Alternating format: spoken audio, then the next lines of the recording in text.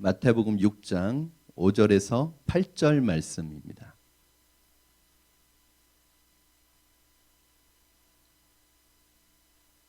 마태복음 6장 5절에서 8절까지의 말씀을 저와 여러분 한 절씩 교독하시고 마지막 8절 말씀은 합독해서 하나님의 말씀을 받도록 하겠습니다. 마태복음 6장 5절입니다. 또 너희는 기도할 때에 외식하는 자와 같이 하지 말라. 그들은 사람에게 보이려고 회당과 큰 거리 어귀에 서서 기도하기를 좋아하느니라. 내가 진실로 진실로 너희에게 이르노니 그들은 자기 상을 이미 받았느니라.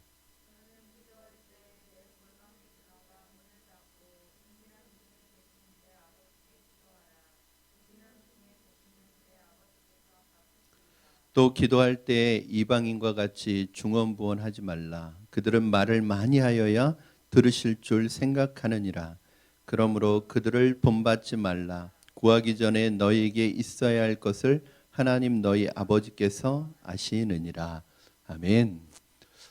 지금 이번 주부터는 여러분 이 일부 예배 9시에 드리는 예배는 라이브로 지금 송출이 되고 있습니다. 그래서 여러분들이 1부 예배와 2부 예배 9시, 11시 이 두 예배를 선택해서 드리실 수 있습니다. 그래서 혹시 11시에 예배 드리기 어려운 분들은 9시에 유튜브에 들어오시면 9시에 드려진 예배는 라이브로 진행이 되는 예배입니다. 그리고 이 라이브로 진행되었던 예배를 녹화해서 11시에 다시 송출하는 방식으로 진행이 되고 있습니다. 여러분 기억하시고 예배를 9시나 11시 둘 중에 여러분들이 드릴 수 있는 예배를 선택해 주시면 감사하겠습니다.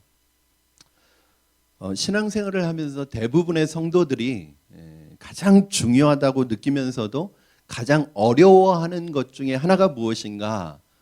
대부분 기도라고 말을 합니다. 그도 그럴 것이 기도하라는 말은 우리가 신앙생활하면서 계속 듣고 있고 많이 들었습니다. 또 우리가 믿음의 가정에서 태어나면 기도하라는 말을 부모님으로부터도 많이 듣습니다. 그러나 사실은 기도에 대해서 기도하라는 말은 들었지만 기도에 대해서 배워본 적은 그렇게 많지 않습니다. 대부분은 어깨너머로 배우는 거죠. 기도하시는 분들 기도하는 내용을 듣고 저렇게 기도하면 되는가 보다 하고 어깨너머로 배웁니다. 이럴 때 어깨너머로 배울 때 누구를 만나느냐가 굉장히 중요한데 그 만나는 분에 따라서 내가 배우는 그 기도의 모델에 따라서 기도의 모습이 기도의 방법이 제각각이에요. 우리 교회에서는 중보기도학교라는 과정이 훈련 과정이 있는데 우리 교회 집사님 중에 한 분이 이 중보기도학교를 2번 들으셨어요. 그리고 3번째 듣고 싶어 하시는 분이세요. 그런데 이분이 이 중보기도학교를 배우고 나서 저에게 피드백을 주셨던 내용들이 있는데 어떤 내용을 주셨냐면 목사님 이 중보기도학교 이 과정은 모든 교인들이 다 들어야 될 것 같아요. 이런 말을 하셨어요. 그리고 가능하면 이 과정은 교회에 처음 들어오는 새신자 때 배웠으면 좋겠어요. 그런 말을 하시는 거예요. 그러니까 이분이 교회에 와서 그동안 신앙생활 했지만 기도를 어떻게 해야 될지 어떻게 기도하는 것이 옳은 기도인지 기도에 대해서 배워본 적이 한 번도 없는 거예요. 물론 기도를 해왔죠. 기도에 대해서도 얘기 들어왔고 해왔지만 기도에 대해서 이렇게 명확히 배워본 적이 없다는 거예요. 여러분 사실은 다 그렇습니다. 저도 생각해 보면 기도에 대해서 배운 적이 없어요. 제가 예수님 믿고 고3 때 제자훈련을 시작할 때도 제자훈련을 하면서 기도 제목도 나누고 기도도 그 자리에서 하고 그렇게 해서 기도를 배우긴 했거든요. 그런데 기도에 대해서 따로 배운 적은 한 번도 없어요. 그러다 보니 제자훈련을 받았어도 기도를 어떻게 해야 하는지 잘 몰랐습니다. 그러다가 군에서 제대하고 나서 제가 섬기던 교회 집사님을 한 분 만났는데 이분이 기도를 굉장히 많이 하시는 분이세요. 그러니까 제가 그 고등학교 때부터 다니던 교회가 성수동에 있었고 저는 집이 상암동이었어요. 그러니까 1시간 반을 늘 다녔거든요. 고등학교 때부터. 그러니까 이 집이 멀잖아요. 그러니까 이분이 저희 어머니가 되어주셨어요. 그때 저희 부모님은 신앙생활을 안 했을 때고 이분이 저희 영적인 멘토이면서 어머니가 되어주셔서 집이 근처에 있으시니까 저를 데려다가 점심도 먹이고 저녁도 먹이고 또 주중에 가면 또 식사를 다 먹이고 그렇게 하셨어요. 그러면서 이분이 뭘 가르쳐 주셨냐면 기도하는 거를 가르쳐 주셨어요. 항상 제 손을 잡고 같이 기도하는 거예요. 그래서 이분한테 기도를 배웠는데 이분이 굉장히 영적이고 신령한 분이거든요. 뭐 기도도 많이 하시지만 뭐 여러 가지 체험도 많으신 분이에요. 그러니까 이분에게 기도를 그렇게 함께 하고 배우다 보니까 저도 기도 스타일이 그렇게 됐어요. 굉장히 좋았어요. 사실은 그렇게 기도를 배우기도 쉽지 않아요. 이분은 직접 같이 참여시키면서 배우게 했던 거예요. 그런데 나중에 보니까 이 기도가 굉장히 주관적인 기도인 거예요. 나쁘지는 않았어요. 좋았어요. 그러나 굉장히 주관적인 기도인 거예요. 제가 신학을 하면서 이 신학을 공부하면서 제가 경험한 그 기도의 체험들과 또 신학을 공부하면서 가지고 있는 이 신학적인 것들을 잘 균형을 맞춰서 한번 좀 제대로 된 기도의 매뉴얼이 있었으면 좋겠다 해서 만든 것이 우리 교회에서 사용하고 있는 중보기도학교 교재였어요. 그래서 이 교재는 제가 만들어서 우리 교회에서는 사용하고 있는 것입니다. 오늘 본문은 지난주에 우리가 살펴보았던 것처럼 더 나은 의에서 지난주에는 구제를 얘기했지만 오늘 두 번째 주제로 기도를 얘기하고 있습니다. 오늘 본문에서 제일 중요한 것, 기도를 함에 있어서 제일 중요한 건 역시 뭐라고 얘기하고 있냐면 동기예요. 동기. 마음의 동기가 무엇이냐? 기도할 때 마음의 동기가 무엇이냐? 오늘 본문에서 예수님께서는 그러면서 잘못된 기도가 무엇인지 그리고 올바른 기도가 무엇인지를 말씀해 주고 있습니다. 여러분, 우리는 죄라고 하는 것은 꼭 악하고 추하고 더러운 형태로만 나타난다고 생각하는데 그렇지 않습니다. 이 때로는 죄는 성자의 모습으로, 의인의 모습으로, 천사의 모습으로 나타날 수도 있다는 것을 오늘 본문이 보여주는데, 여러분, 기도라는 것이 얼마나 숭고하고 고귀한 것입니까? 기도라고 하는 것이 얼마나 선하고 의로운 것입니까? 그런데 이 기도에 죄가 들어올 수 있다는 걸 보여주는 거예요. 이 기도를 하면서 거기에 교만이 들어올 수 있고 거기에 내 생각이 들어올 수 있고 거기에 위선이 들어올 수 있다는 것을 오늘 본문은 우리에게 가르쳐 줍니다. 그러므로 우리는 오늘 주님의 말씀 속에서 기도의 방법을 잘 배워야 합니다. 주님께서 거부하시는 기도가 무엇인지, 주님께서 기뻐하시는 기도가 무엇인지 이 기도의 방법을 잘 배우고 이 태도를 잘 배워서 우리가 가능하면 할 수 있다면 우리가 드리는 기도가 주님께서 기뻐하시는 기도가 돼야 되지 않겠습니까? 오늘 본문을 통해서 저는 여러분이 기도를 잘 배울 수 있기를 바랍니다. 예수님 당시에 유대인들의 기도를 먼저 살펴볼 필요가 있는데, 일단 유대인들은 기도의 중요성을 알고 있었고 기도를 실천하고 있었어요. 기도를 많이 하고 있었습니다. 그런데 그들의 기도의 문제는 뭐냐면 잘못된 기도의 전통을 계속 답습하고 있고 계속해서 이어져 내려오고 있었어요. 그것을 따라가고 있었어요. 유대인들은 여러분 여러 경우에 장소와 시간에 따라서 상황과 환경에 따라서 기도하는 내용들을 18개의 기도문으로 만들어놨습니다. 그러니까 유대인들은 기도할 때 이 상황에서는 이 기도문으로 기도하는 거예요. 그리고 이 상황에서는 이 기도문으로 기도하는 거고 이 시간에는 이 기도문으로 기도하는 그런 기도문이 총 18개를 가지고 있었어요. 그리고 시간이 되면 거기가 어느 장소이든지 간에 거기에서 모든 하던 일들을 멈추고 그 기도를 하는데 그 기도문을 외우는 거예요. 여러분이 잘 알고 있는 대로 유대인들이 기도하는 시간은 하루에 3번입니다. 시간으로 보면 언제죠? 오전 9시, 정오 12시, 오후 3시 이렇게 정해진 기도의 시간이 있어요. 이 기도의 시간이 되면은 자기가 거기가 장터이든지 거기가 시장이든지 아니면 어느 길거리든지 모든 하던 것을 멈추고 기도해야 되는 거예요. 제가 어렸을 때 저녁 5시가 되면 국기 하강식을 했어요. 그러면 길 가다가 모든 사람들이 멈춰가지고 이렇게 가슴에 손을 얹고 국기 하강식에 참여해야 되는 거예요. 그때 움직이거나 가는 사람 욕먹잖아요.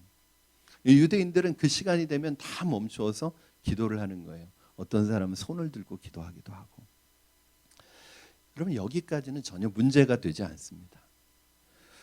그들이 시간과 장소를 정해놓고 기도하는 것 전혀 문제가 되지 않습니다. 오히려 시간을 정해놓고 하는 것이 기도의 경건에 유익이 됩니다.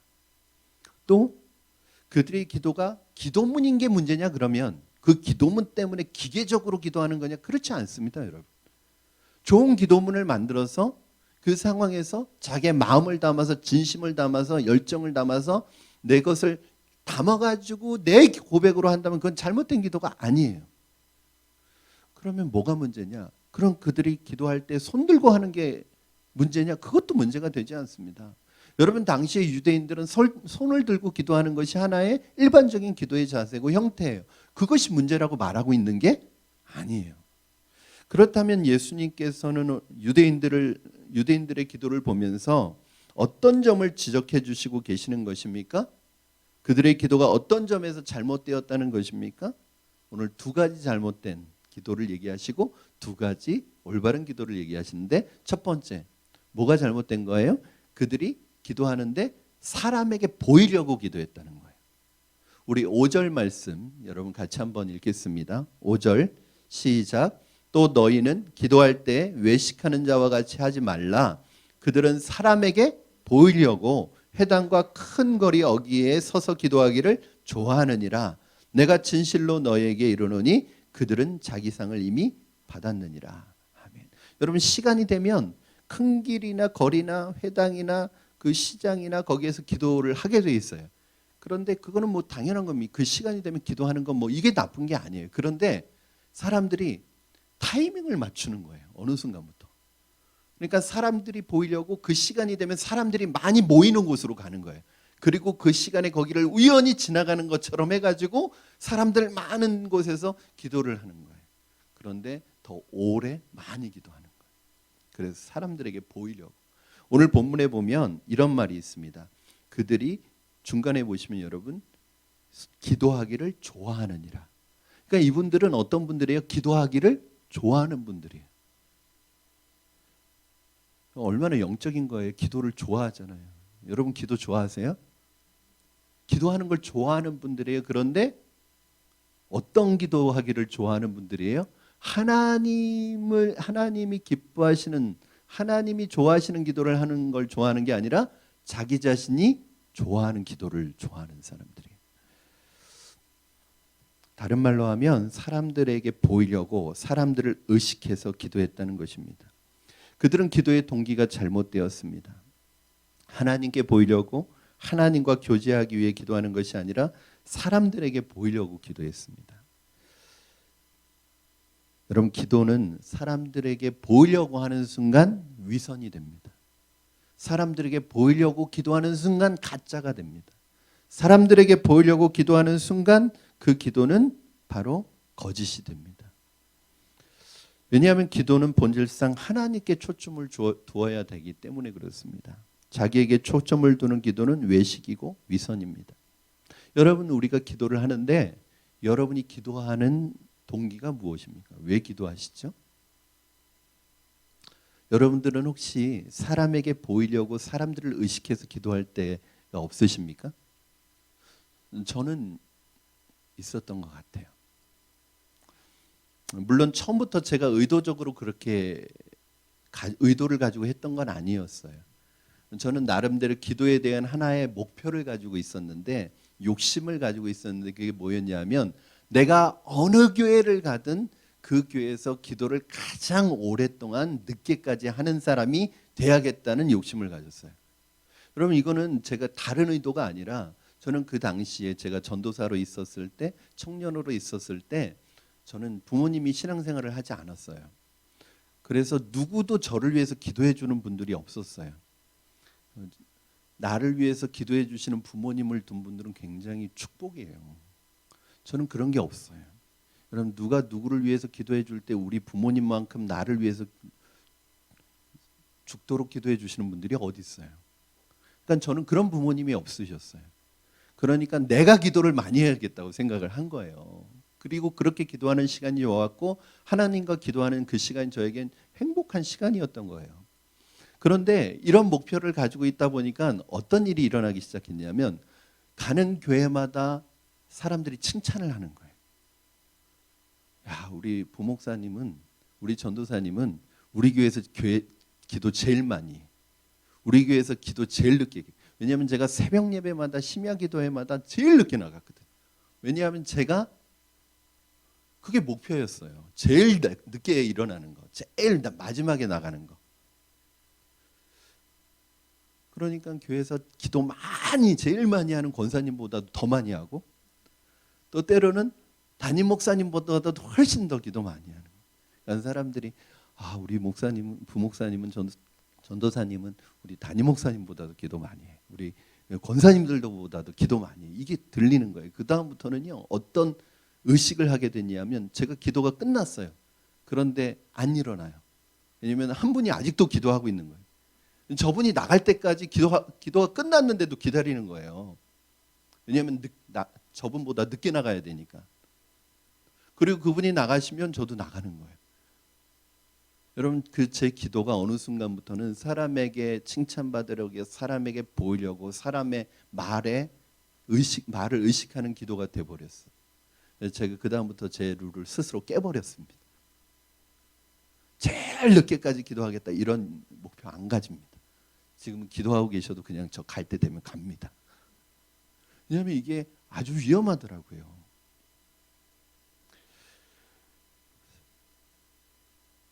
이런 기도가 바로 외식하는 기도이고, 사람에게 보이는 기도이고, 사람을 의식하는 기도입니다. 또 한 가지 적용한다면 어떤 부분이 있을까요? 바로 대표 기도입니다. 우리 교회 대표 기도는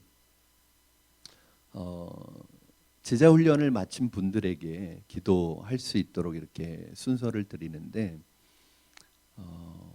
기도문을 써가지고 와서 기도하도록 합니다. 왜냐하면 즉석에서 기도할 수도 있지만, 즉석에서 기도하다 보면은 안 해도 될 말들 하게 되고, 엉뚱한 대로 하게 되고, 불필요한 말들을 하게 될 수 있기 때문에 가능하면 적어서 기도를 하도록 하는데, 그냥 적어오는 게 아니라 자기의 기도 순서가 공지가 되면 그 기도 차례가 돌아올 때까지 기도문을 기도하는 마음으로 쓰는 거예요.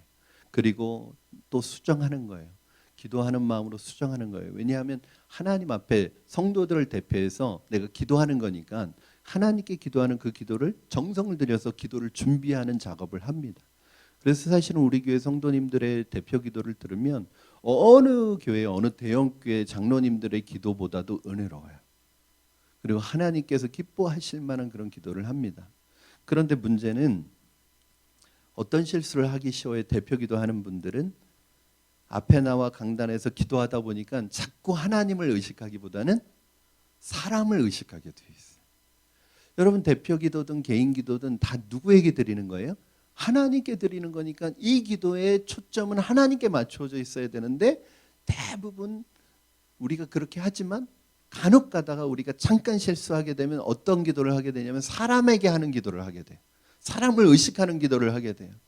그래서 하나님께 드리는 기도가 아니라 때때로 가끔은 어떤 기도는 사람들에게 설교하는 기도가 있어요.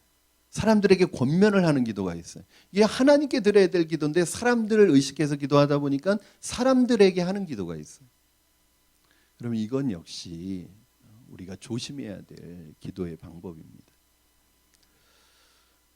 어떤 기도가 되었든지 그 기도는 하나님께 드리는 것입니다. 사람을 의식해서 사람에게 보이려고 하는 것이 되어서는 안 됩니다. 그 순간 그 기도는 하나님이 받지 않으십니다. 하나님이 거부하십니다. 두 번째, 잘못된 기도 두 번째는 뭐예요? 오늘 본문에 보니까 7절 말씀에 보니까 증언부언하는 기도, 중언부언하는 기도래요. 우리 7절 말씀 여러분 같이 한번 읽겠습니다. 7절 시작. 또 기도할 때 이방인과 같이 중언부언하지 말라. 그들은 말을 많이 하여야 들으실 줄 생각하느니라. 아멘. 중언부언하지 말라.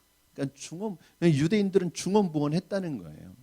왜 중언부언했을까요? 이 중언부언한다는 뜻이 뭐예요, 여러분? 중언부언. 반복한다는 얘기잖아요. 그렇죠? 그런데 여러분 잘 기억하셔야 될 게 이 중언부언하는 기도가 단순히 반복하는 거에 대한 문제가 아니에요.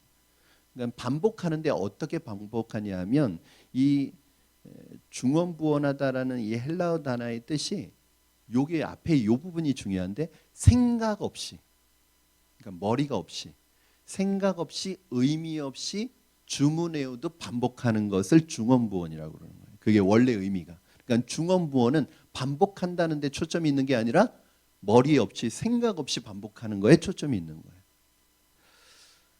아마 그들이 기도문을 가지고 기도하다 보니까 어떤 현상이 일어났을까요? 나중에는 이 기도문이 익숙해지고 외워졌겠죠? 그러니까 생각 없이, 의식 없이 그냥 말만 반복하는 거예요. 이게 중언부언이에요. 예를 들어서 어떤 분이 기도하면서 어떤 문장을 반복해서 이야기합니다. 제가 볼 땐 특별히 들어갈 필요가 없는 문장인데 이분은 마치 그것이 타이밍도 아니고 그 문맥에 맞지도 않는데 습관적으로 계속 그 문장을 쓰는 거예요. 이게 뭐냐면 중언부언하는 거예요. 그냥 습관인 거죠. 좀 더 구체적인 예를 들어보면 주기도문이 마찬가지예요. 이 주기도문 주님께서 가르쳐 주신 기도잖아요. 우리가 다음 주에 주기도문에 대해서 한 주 배울 텐데 이 놀라운 기도, 이 의미 있는 기도를 대부분 다 외우고 있어요. 그렇죠? 주일학교 때부터 우리는 주기도문 다 외우고 있어요. 그런데 그 주기도문으로 기도할 때 주기도문의 의미를 생각하면서 기도하는 분들이 얼마나 될까요? 그냥 생각하지 않아도, 의식하지 않아도 내가 딴 생각하고 있어도 이 주기도문은 우리 입에서 줄줄줄줄 나오는 기도예요. 그러다 보니까 그 주기도문의 의미를 생각하고 기도하지 않고 그 의미를 생각하지 않고 그냥 주문에 의도타는 거예요. 이게 중언부언이에요. 말씀드렸듯이 중언부언의 문제는 반복성이 아닙니다. 여러분 저도요. 개인적으로 기도할 때 어떤 기도의 제목들을 반복해서 기도해요. 왜요? 간절하니까. 하나님 앞에 반복해서 그 문제에 대해서 기도해요. 열정을 담아서 기도를 해요.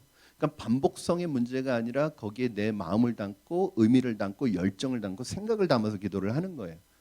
흔한 예로 예수님께서 마지막 기도였던 겟세마네 동산에서 기도하실 때 예수님께서 기도하신 주제가 뭐예요?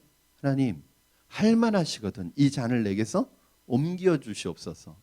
그러나 나의 원대로 마옵시고 아버지의 뜻대로 되기를 원합니다. 이렇게 기도하잖아요. 이 기도 짤막하게 나왔지만 이 기도 한 번 하고 마셨을까요? 성경에 보니까 예수님께서 3번 반복하셨다는 거예요. 3번 제자들에게 오고 3번 가서 기도하시잖아요. 3번 기도하시잖아요. 근데 3번 기도하실 때 이 얘기 한 번 하고 끝나셨을까요? 그렇지 않아요. 이 기도와 씨름을 하신 거예요. 땀방울이 핏방울이 되도록. 그리고 예수님께서 제자들에게 와서 뭐라고 말씀하시죠? 너희가 1시 동안도 깨어 있을 수 없느냐. 이 말이 뭐냐? 진짜 1시가 아니라 시간적으로 1시가 아니라 1시간 동안 깨어 있을 수 없느냐. 그러니까 1시간 동안 이 기도를 하신 거예요. 또 1시간 동안 이 기도를 하신 거예요. 그러므로 반복된 기도 자체가 나쁜 것은 아닙니다. 문제는 의미 없이 생각 없이 반복하는 것이 문제입니다. 우리가 기도를 잘하는 분들, 기도에 익숙한 분들에게 나타날 수 있는 위험성이 뭐냐면 기도를 하는데 습관적으로 의미 없이 기도할 때가 있어요.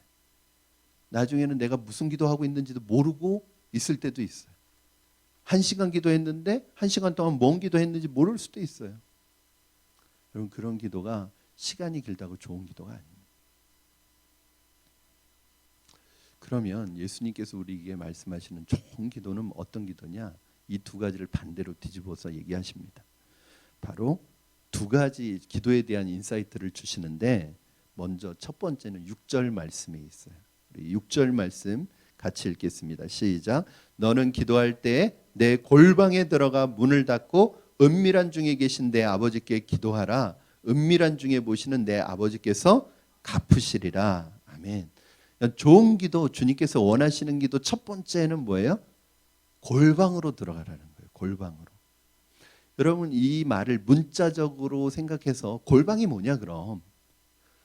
사방이 막힌 밀실로 들어가라는 거냐? 아니에요. 여기에서는 그런 사방이 다 막혀있는 은밀한 밀실로 들어가서 기도하라는 게 아니라 누구에게도 방해받지 않고 하나님과 교회를 방해받지 않을 수 있는 하나님께 집중할 수 있는 시간과 공간이면 거기가 골방이 된다는 거예요. 이건 제가 나중에 그 의미를 다시 설명을 해드릴게요. 여러분, 하나님은 골방을 좋아하십니다. 왜 그럴까요? 왜 하나님은 골방을 좋아하실까요? 왜 골방에서 교제하기를 골방이라는 장소와 시간을 좋아하시는 게 아니에요. 거기에서 누가 있느냐가 중요한 거예요. 왜 하나님께서는 성도들과 골방에서 교제하기를 좋아하실까요? 어렵지 않아요. 뭐가 어렵지 않냐면 이해하기 어렵지 않아요. 여러분, 사랑하는 사람들은요, 사랑하는 여인들 보면 자기 둘만 있는 장소를 찾아다녀요. 왜냐하면 서로에게 집중해주고 싶고 두 사람의 교제에 있어서 두 사람의 대화에 있어서 누구에게도 방해받고 싶지 않기 때문에 이 사랑하는 여인들은 사람들이 없는 곳만 찾아다녀요. 자기 둘만 있는 곳을 찾아다녀요. 그게 사랑하는 사람들의 습성 아니에요? 하나님께서 골방을 좋아하시는 이유는 뭐예요? 그 방의 형태를 좋아하신다는 게 아니라 그곳에서 아무에게도 방해받지 않고 교제하고 싶으신 거예요. 그래서 골방 기도는 너무 중요합니다. 존 스토트 목사님이 이 골방에 대한 아주 좋은 인사이트를 얘기하셨는데, 이 골방이라는 단어에 해당하는 헬라어가 타메이온이라는 단어인데 이게 무슨 뜻이냐면 보물을 간직할 수 있는 창고를 가리키는 말이래요. 여러분, 골방이라는 이 헬라어 원어의 의미가 보물을 간직하는 창고래요. 다른 말로는 보물 창고예요. 그러면 이 의미를 조금 더 확대해서 생각해 보면 어떤 의미가 있는 거예요? 우리가 기도하러 들어갈 때 우리는 어디로 들어가는 거예요? 보물 창고로 들어가는 거예요. 보물이 기다리고 있는 곳으로 들어가는 거예요. 여러분, 어떻습니까? 우리가 기도하다가 주님께 받은 보물이 많지 않습니까? 주님께 받은 선물이 많지 않습니까? 우리 다 경험하지 않았습니까? 바로 골방은 보물로 채워져 있는 방입니다. 우리의 기도가 바로 그렇습니다. 기도는 보물창고로 들어가는 것입니다. 이 세상 어디에서도 맛볼 수 없는 놀라운 비밀을 경험하고 놀라운 응답을 경험하는 것입니다.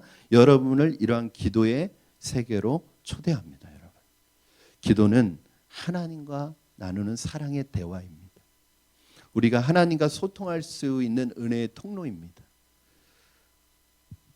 기도는 절대 귀찮은 게 아니에요. 기도는 절대 지루한 의무도 아니에요. 특권이에요. 특권. 요즘 가장 인기 있는 아이돌이 누구냐? 그럼 뭐 10사람 중에 한 7, 8명은 BTS라고 그러지 않겠어요? 그 어느 날 그 팬들이 모여 있는데 팬에게 인터뷰를 합니다. 당신에게 가장 큰 소원이 있으면 뭡니까? 이렇게 물어봤더니 자기가 좋아하는 멤버가 있는데 그 멤버와 자기가 1분만 대화를 나눠보면 자기는 소원이 없겠다는 거예요. 여러분, 자기가 사랑하는 사람과 자기가 좋아하는 사람과 그 존재와 1분만 나누는 것도 자기는 평생 소원이에요. 그런데 하나님께서는요, 여러분들이 하나님의 은혜가 필요할 때 언제든지 나와서 하나님과 대화할 수 있고 소통할 수 있는 통로를 주셨어요. 그게 뭐예요? 기도예요. 여러분, 기도는요 특권이죠. 기도는 히브리서 4장 16절에서는 이 기도의 특권을 이렇게 말씀하고 있습니다. 우리 같이 한번 자막을 통해서 읽어보겠습니다. 시작. 그러므로 우리는 긍휼하심을 받고 때를 따라 돕는 은혜를 얻기 위하여 은혜의 보좌 앞에 담대히 나아갈 것이니라. 아멘. 때를 따라 돕는 은혜를 얻기 위하여, 이게 무슨 말이에요? 하나님의 은혜, 도우시는 하나님의 은혜가 필요할 때마다 우리는 언제든지 하나님 앞에 나아갈 수 있다는 거예요. 나가는 길이 허락되었다는 거예요. 여러분, 언제 하나님의 은혜가 필요하세요? 여러분에게? 언제 하나님의 도움이 필요하세요? 1년에 한 번? 10년에 한 번? 일주일에 한 번? 여러분, 오늘 우리가 살아가는 이 시대 속에서, 우리의 상황 속에서 주님의 은혜는 매 순간 매일 필요해요. 그런데 놀라운 것은 하나님께서 나 오늘 바쁘니까 너 오늘 찾아오지 마라 이렇게 말씀하시지 않는다고요. 제가 좋아하는 분 있어도요, 제가 막 찾아가면 안 돼요. 왜 그런지 아세요? 그분도 스케줄이 있고 그분 바쁜 분이에요. 그런데 하나님은 어떻게 말씀하세요? 도움이 필요할 때마다, 은혜가 필요할 때마다 언제든지 찾아오라는 거예요. 주님은 그렇게 우리와 소통할 수 있는 길을 열어놓으셨는데 그 주님이 누구냐? 그냥 허접한 분이 아니라 천지를 창조하신 전능하신 하나님, 우리를 실제적으로 도우실 수 있는 그 하나님이 우리를 기다리고 계시단 말이에요. 근데 우리는 안 찾아가. 여러분 왜 그래요? 기도가 뭔지 몰라서 그래요. 기도를 의무라고 생각하는 거예요. 종교적인 의무라고 생각하는 거예요. 하루에 3번 해야 되는, 또는 아침에 해야 되는, 억지로라도 해야 되는, 그게 아니라 특권인데, 찾아가기만 하면 거기 보물이 있는데, 찾아가기만 하면 거기 선물이 있는데. 위대한 과학자 아이작 뉴턴은 이런 말을 했습니다. 저는 망원경을 가지고 우주 공간 수백만 마일 저 멀리까지 봅니다. 그러나 망원경을 치우고 제 방에 들어가서 문을 닫고 무릎을 꿇고 기도하면 망원경 없이도 망원경의 도움을 받을 때보다도 더 많은 하늘을 보고 하나님께 더 가까이 간다고 이렇게 고백했습니다. 특히 요즘 우리는 코로나19로 인해서 사람을 만날 기회나 시간이 제한되고 있습니다. 어쩌면 이때가 하나님 앞에 나아갈 때가 아닌가 생각합니다. 골방으로 들어가야 될 때가 아닌가 생각합니다.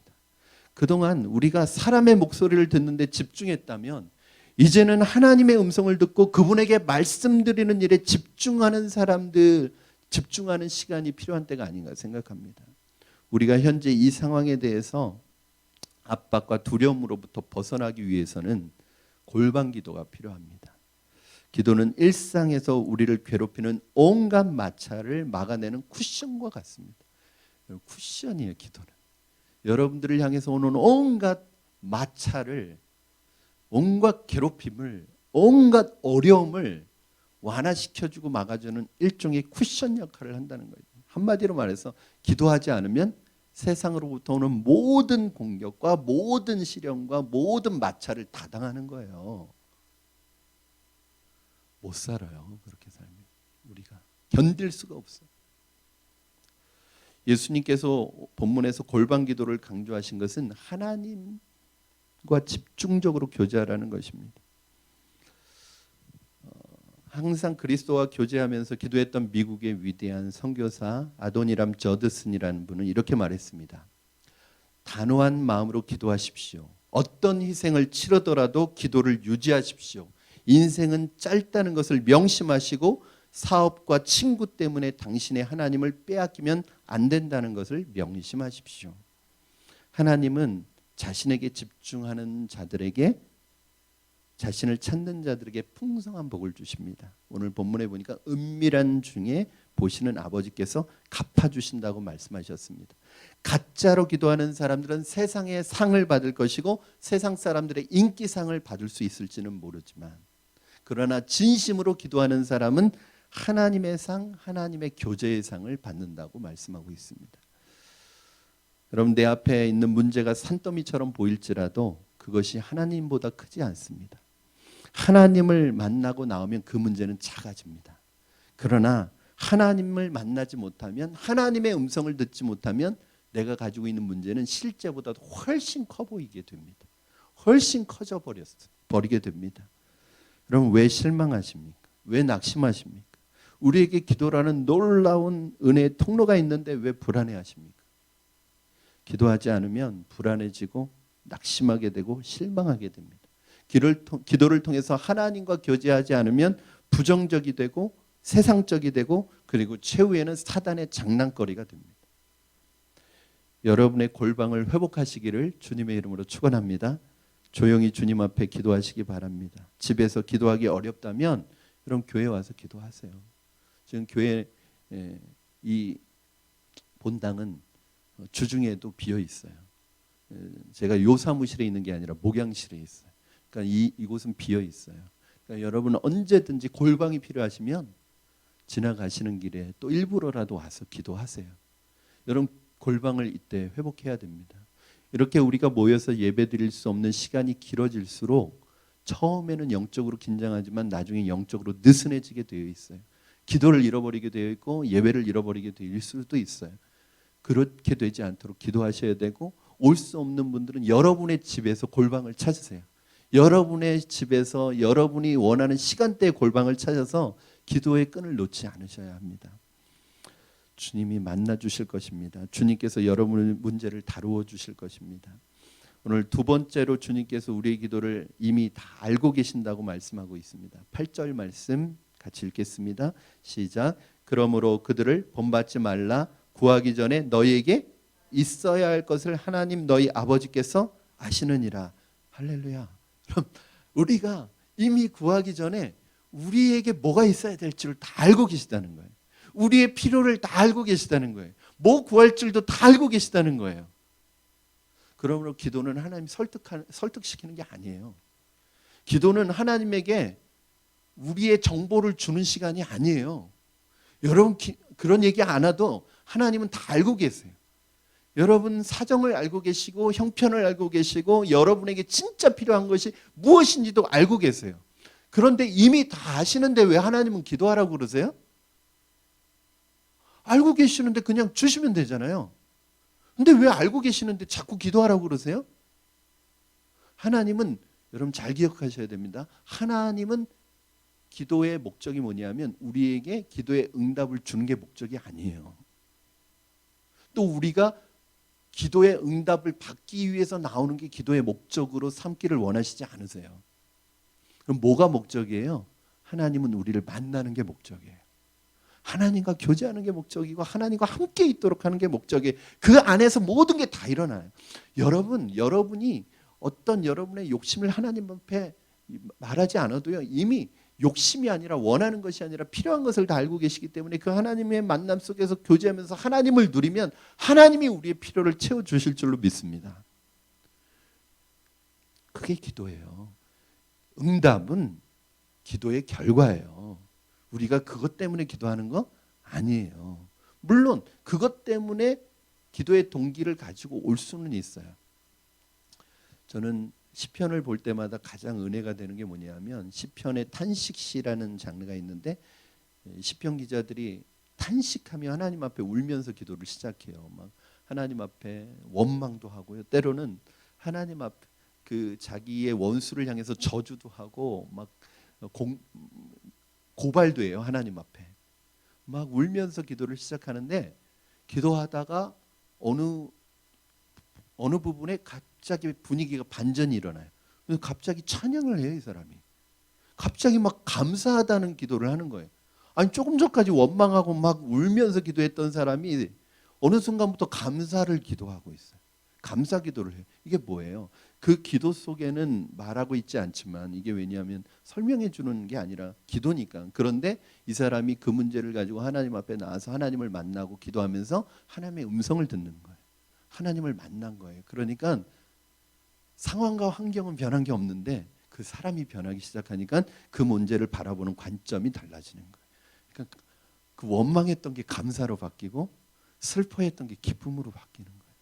그럼 이게 기도의 축복이고 이게 기도의 능력임을 믿으시기 바랍니다. 말씀을 정리합니다. 오늘도 하나님께서 여러분을 골방에서 기다리십니다. 골방으로 나아가시기를 바랍니다. 그리고 그 하나님께서 여러분의 상황과 사정을 다 알고 계심을 기억하시고 그 주님 앞에 나아가십시오. 여러분 기도를 통해 회복될 줄로 믿습니다. 새로워질 것입니다. 기도의 능력과 기적을 체험할 것입니다. 무엇보다도 주님과 동행하는 삶을 살게 될 것입니다. 문제가 없어서가 아니라 상황과 환경이 좋아서가 아니라 주님과 연결되어 있는 여러분 마음속에 평강이 임할 줄로 믿습니다. 그 어떤 문제도 여러분의 삶을 흔들지 못할 것입니다. 모든 문제를 극복할 수 있습니다. 슬픔도 이겨낼 수 있고 두려움과 불안도 극복할 수 있습니다. 주님께서 기다리시는 골방으로 들어가시는 여러분 되기를 주님의 이름으로 축원합니다. 아멘. 우리 이 시간에 오늘 좀 찬양을 했으면 좋겠습니다. 우리 기도할 수 있는데 왜 걱정하십니까? 기도하면서 왜 염려하십니까? 아마 요즘 우리 성도들 또 우리 국민들 염려가 많으실 거예요. 그러나 그것은 기도할 수 없을 때 나타나는 현상입니다. 우리가 기도한다면 그 어떤 것도 이겨낼 수 있습니다. 우리 이 시간에 이 찬양으로 하나님께 드리고 함께 기도하겠습니다.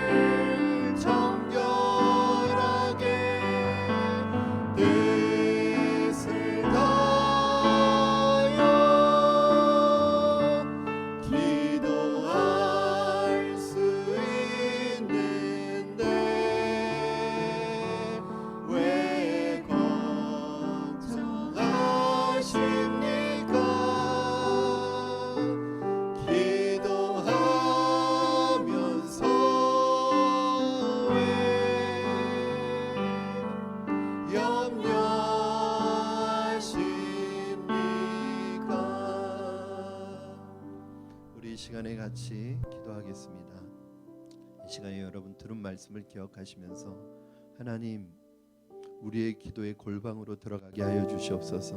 우리를 지금도 이 시간에도 기다리시고 우리와 교제하기를 원하시는 그 하나님 앞에 나아가 우리의 마음을 쏟아놓고 우리의 마음을 정결하게 하여 뜻을 다하여 주님께 아뢰고 고백하며 주님과 교제할 때 우리의 삶의 환경과 상황은 바뀌지 않을지라도 우리의 마음을 바꾸시고 우리의 눈을 바꾸시는 그 하나님 앞에서 진정한 하나님의 위로를 들을 수 있게 하여 주시옵소서. 우리에게 필요한 것이 무엇인지 아시는 그 하나님 앞에 오늘도 하나님 나의 마음을 드리기 원합니다. 주님과 기도로 동행하기를 원합니다. 하나님 우리의 잘못되어진 사람을 의식하는 기도의 모든 방법 내려놓고 오늘 주님께 집중하게 하여 주시옵소서. 우리 결단하며 기도하겠습니다. 살아계셔서 역사하시는 하나님 아버지, 이 시간 하나님 우리의 연약함, 나의 연약함을 주님 앞에 고백합니다. 사람을 의식하고 사람에게 보이려고 하는 기도 하나님 우리의 삶에서 더 이상 하나님 나타나지 않게 하시고 끊어지게 하시고 홀로 계시는 그 주님 앞에 은밀한 중에 계시는 주님 앞에 하나님 골방의 기도로 나아가게 하여 주시옵소서. 주님을 만나게 하시고 주님의 음성 듣게 하셔서 우리의 삶의 모든 문제와 우리의 삶에 일어나는 불안과 두려움의 모든 요소가 주님의 음성 속에서 기쁨으로 바뀌게 하시고 찬양으로 바뀌게 하시고 감사로 바뀌어지게 하여 주시옵소서. 아버지 주님과 기도로 동행하게 하시고 기도로 하나님의 은혜를 잊게 하시고 기도 속에서 하나님을 만나게 하시고 기도를 통하여 주님과 동행하는 법을 배우게 하시고 기도를 통하여 환경과 상황에 흔들리고 요동하는 것이 아니라 말씀의 반석에 굳게 서는 우리가 될 수 있도록 주님 도와주시고 역사하여 주시옵소서. 살아계신 하나님 아버지 감사합니다. 오늘도 우리를 불러주셔서 하나님의 말씀 앞에 온 가족이 모여 예배하게 하시니 감사합니다. 하나님 들은 말씀처럼 우리의 기도가 새로워지기를 원합니다. 종교적이고 의식적인, 그래서 다른 사람을 의식하고 보이게 하려고 하는 습관적인 기도가 되지 않게 하시고 은밀한 중에 계시는 하나님, 그 골방으로 나아가 주님을 만나고 주님을 누리는 우리의 기도가 되게 하여 주시옵소서. 골방이 보물창고라고 말씀했습니다. 우리가 주님 앞에 기도할 때 주님께서 우리에게 허락하신 놀라운 영적 부요함을 누리게 하여 주시고 주님과 동행하는 우리가 되게 하여 주시옵소서. 세상이 불안하고 두려울 때 기도하며 주의 음성 들으며 그 불안과 두려움을 이겨나갈 수 있게 하시고 극복할 수 있게 하여 주시고 우리나라가 현재 처해 있는 이 모든 상황들 하나님 강권적으로 주님의 주권 아래 다스려 주셔서 속히 이 문제가 해결되어지게 하여 주시옵소서. 감사하며 예수님의 이름으로 기도하옵나이다. 아멘.